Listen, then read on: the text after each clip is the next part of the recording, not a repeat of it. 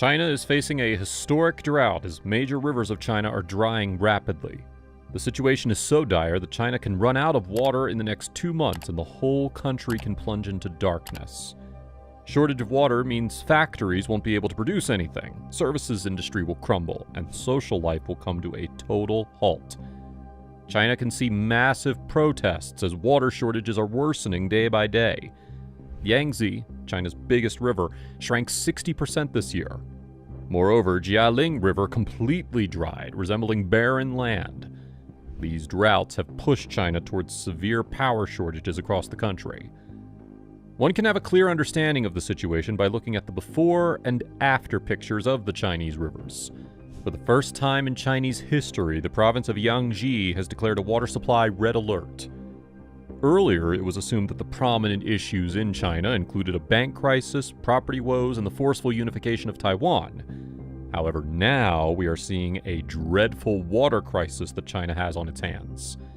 People here on average consume 10 billion barrels of water daily. It is 700 times China's oil consumption. Let us see how the CCP is worsening the scenario by finding out more about it. Water has always been a critical element for China. It has become even more evident in the current scenario. China constitutes 21% of the world's population, according to the United Nations. However, its freshwater supplies are only 7% of the world. These water supplies are mostly in southern China, while the majority of Chinese live in the northern part of the country.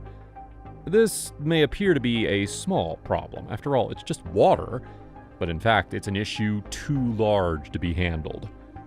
According to Charlie Parton, a former British diplomat and a Chinese expert, he reported in 2018 that, quote, China can print money, but they cannot print water. It's either you have it or you don't. Well, China does not have it.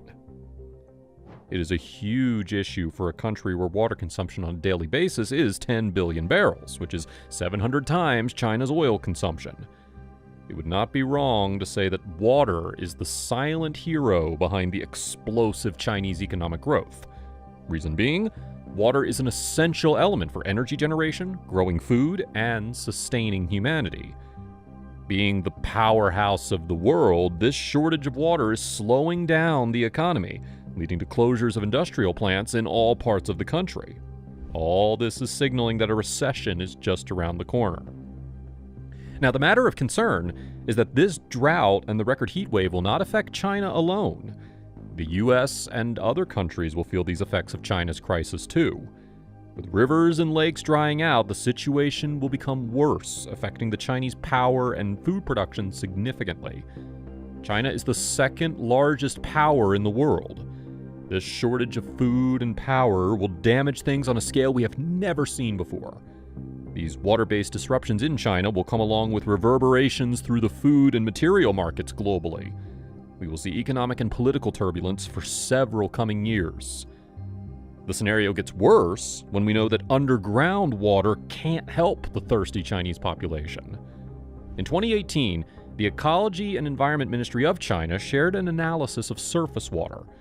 They concluded that 19% of the water is unfit for human consumption, and 7% completely unfit for any use.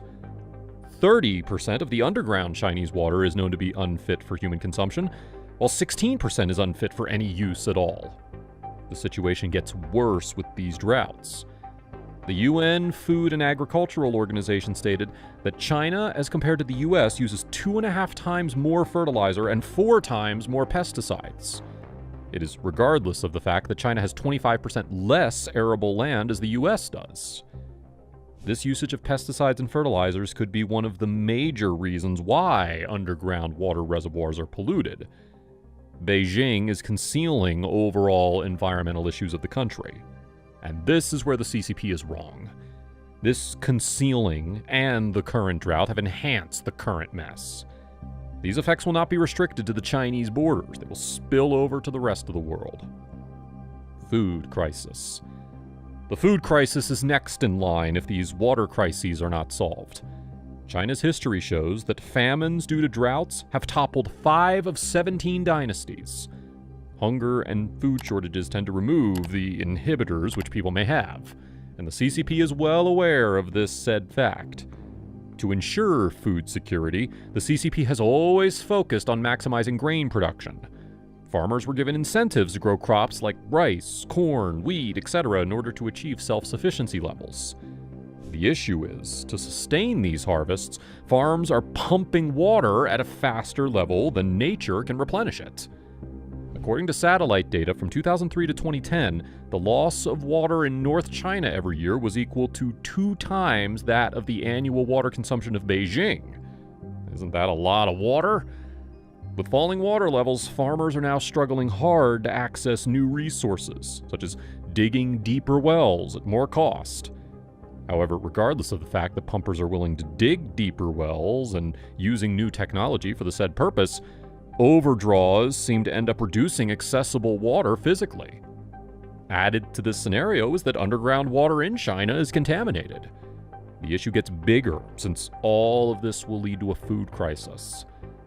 Following the stats, if there's a 33% crop loss in North China due to the water shortage, China will have to compensate the loss by importing 20% of internationally traded corn and 13% of traded wheat, creating food imports imbalance on a global level.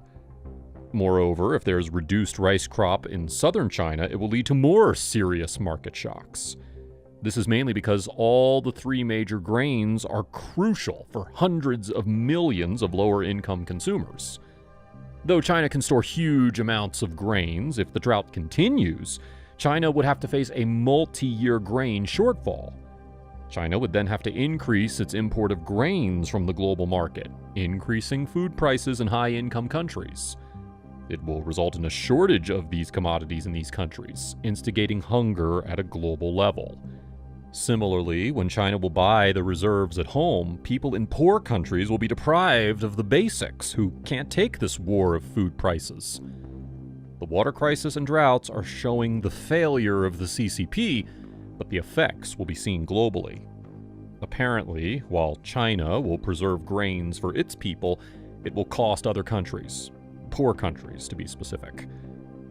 The irony is that these water crises are not restricted to China's agricultural sector alone. Effects will be seen on other sectors as well. Energy crisis. The Chinese population and the size of its industrial sector explains well why China is known to be the second largest energy sector globally. The major part of this power is hydroelectric, implying that larger water quantities are needed for electricity generation. Even if we talk about nuclear energy, water is needed to cool down the reactors. This is why we see most of the Chinese powerhouses being built on the banks of water bodies or near to them. With lakes and rivers drying up, though, most of these power stations are shut down. Water crises are adding to the representation of the weakness of the CCP, in addition to the Taiwan and property crises.